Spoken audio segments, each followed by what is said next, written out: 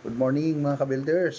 Ito na naman tayo, mag-upload tayo ng project natin dito sa Ciudad Verde. So ito po yung continuation nung huling video natin. Pero bago po ang lahat, kamusta po muna kayo? Doon sa aking mga subscriber, shoutout po ako sa inyo. At nagpapasalamat rin po ako doon sa viewers ko na nakapanood po nung huling vlog natin. Maraming salamat po sa pagsuporta sa ating munting channel. Okay? So ngayon po, ihahatid ko na po sa inyo yung kaganapan dito po sa project namin sa Ciudad Verde. Ayan, kung saan po kami po nagbubong na, nagkesame at halos nasa 50% o 70% na ng aming trabaho. Okay, so malapit-lapit na po. Panoorin po Ayan mga ka-builders. So ito na nga po yung huling bahagi ng ating video ng nakaraan. So ayan. Hindi mo muna kami nagbubong. Gawa nga po ng nagpa-plastering kami. So kailangan maliwanag po yung aming lugar para sa pagpa-plastering ng maayos po yung aming ginagawa. Ayan. So kung nakikita po ninyo itong pinto na ito, ito po yung magiging daan o access papunta po dito sa dalawang kwarto, kasi magkakaroon po ito dito ng partisyon para po magkaroon ng dalawang kwarto. Ayan. So yan mga ka-builders, talagang mataas po yung ginawa naming bubong. Gawa nga ng yung haba po nito mula rito hanggang doon sa harapan ay nasa 12 meters. So napakahaba po. Kung kaya't yung slope po ng bubong niya is pababa. Ayan. So yung CR po, dito po yan sa gitna namin nilagay.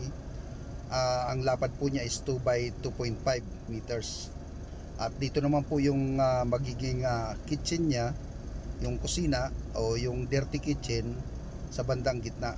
Ayan. So mga ka-builders, yung style po ng bahay na ito ay parang nasa condo.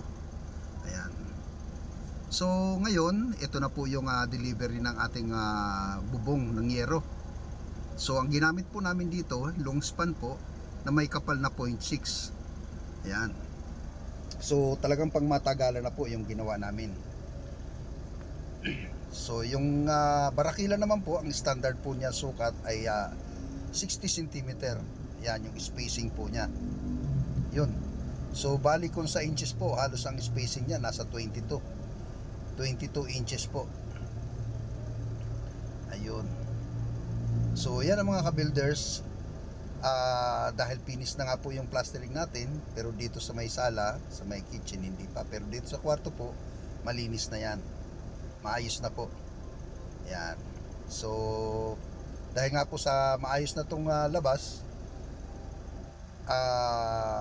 itong kwarto, so pwede na kami magbubong. Ayun. Ayan mga ka-builders, binababa na po namin yung yero dahil sa gusto na namin magbubong. Ayan po. So talaga kung mabubungan po namin, talagang napakadilim na, kaya tinapos po muna namin yung pagpa-plastering dito. Ayun. Ayan, madilim na po.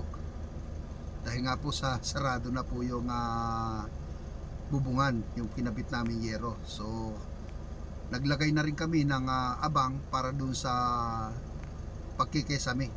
So ito na po yung framing para po dun sa pagkikesame namin. Habang maliwanag pa po, nailagay na po namin yan.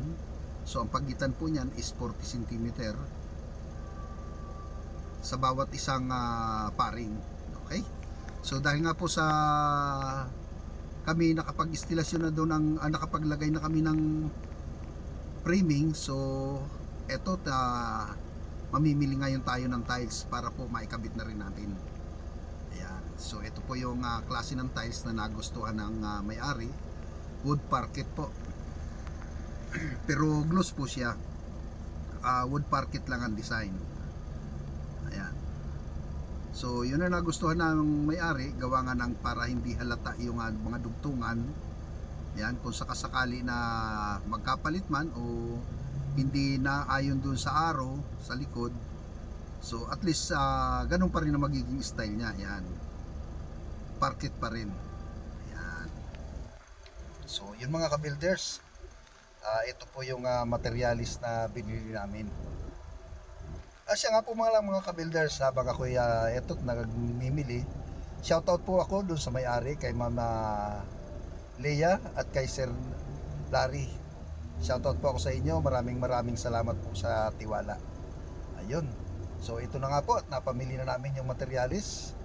At dinala na namin sa unit. So ito na nga po yung unit na pagkakabitan namin. So mga ka-builders, yung Poso Negro po nito binago po namin. So ito na nga po, dito na po kami naglagay sa harapan. Ayan. Dahil nga po sa napakahirap, kaya nga po pala pinabago ito ng may-ari na bahay niya, samantalang kare-renovate lang po nito. Pinabago po niya dahil nga po sa may problema po yung Poso Negro nila. Nasa likod po yung Poso Negro niyan. So dahil nga po isa pa ang nagiging problema at cause din ng pagbabara at saka pagpuno ng Poso Negro niya, yung alulod po dun sa likod ay naisama po dyan. Yun. Kaya po yung overflow niya nagbara. So ganoon na nangyari. So lumalabas po yung tubig doon sa kanyang floor drain. So ngayon ang ginawa namin ito, binago na po namin yung linya. Dahil nga po sa bago yung Poso Negro, bago na rin yung CR. So yun. So mga ka-builders, ito na po yung tiles na naikabit. Siya rin nga po pala. Dahil maraming mga gamit, ayan, stay in po kasi yung mga tao natin. Yun. So ayan mga ka-builders, kami nagbubuhos na ng Poso Negro. Ang lalim po niyan ay nasa 6 feet. Ayan. 6 feet po yung lalim niyan. Tapos may partition sa gitna para dun sa tubig at saka sa dumi.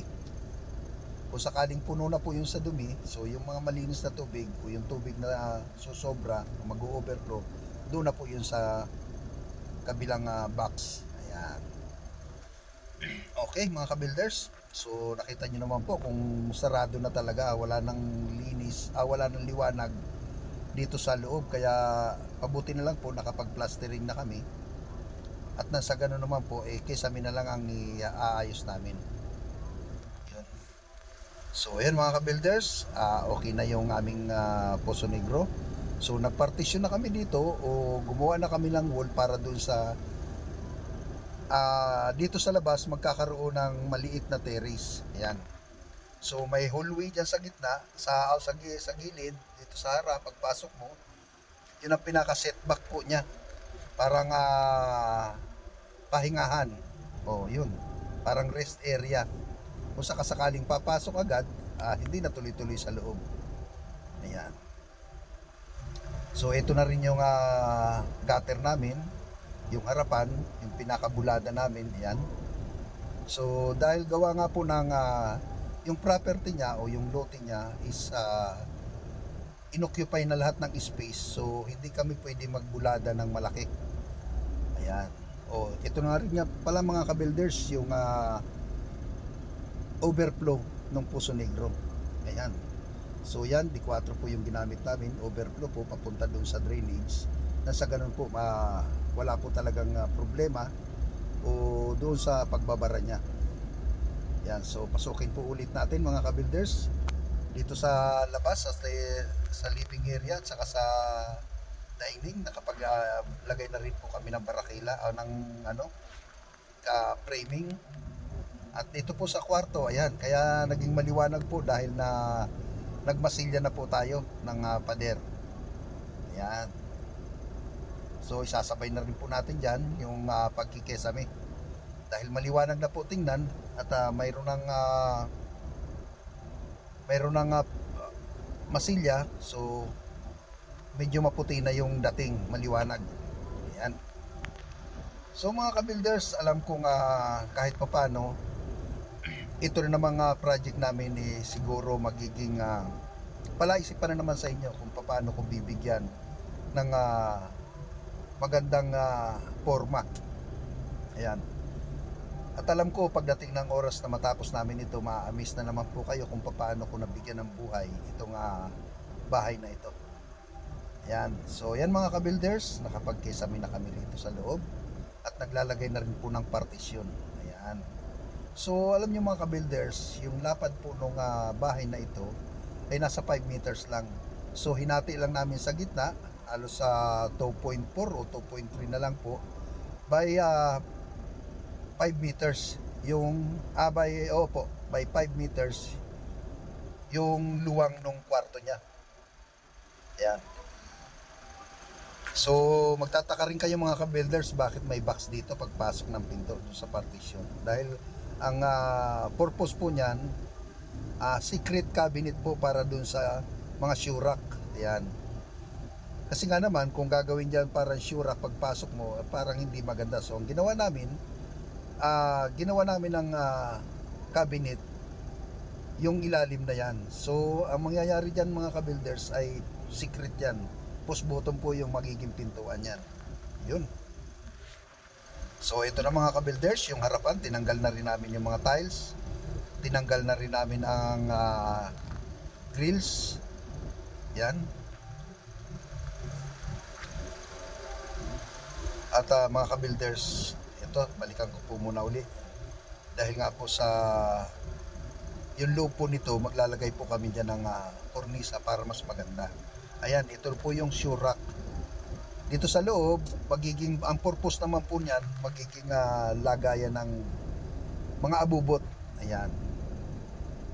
So, kung may mga abubot kayo na abubot ng ang may-ari na ilalagay, so ayos na ayos dyan. So lalagyan lang po namin yan ng tiles sa ibabaw o cladding. Ayan. So napakaganda na niya. So dito po sa CR, hindi ko po muna mai-detail sa inyo, gawa nga ng napakadilim pa. So madilim po at hindi ko maipaliwanag. So ayan mga ka-builders,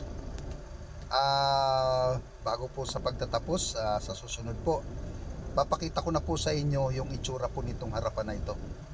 Ayan, kung paano ko bibigyan ng buhay po yan. So okay po mga ka-builders, hanggang sa susunod po. Maraming salamat po. Siya nga po pala mga ka-builders, doon sa mga bago pa lang po sa aking channel, please subscribe na po at hit nyo na rin yung notification bell para updated po kayo sa aking mga video. Please support naman po sa aking channel. Kung nagugustuhan po ninyo, like and share na rin po. Okay po mga ka-builders. At alam ko kahit paano magkaroon kayo ng idea at makatulong ako sa inyo kung paano natin mapagaganda ang inyong bahay. Ayan. So okay po mga ka-builders, hanggang sa susunod po muli. Nawa po nabigyan ko kayo ng kaunting idea dito sa aking project. Maraming salamat po. Thank you very much. God bless po.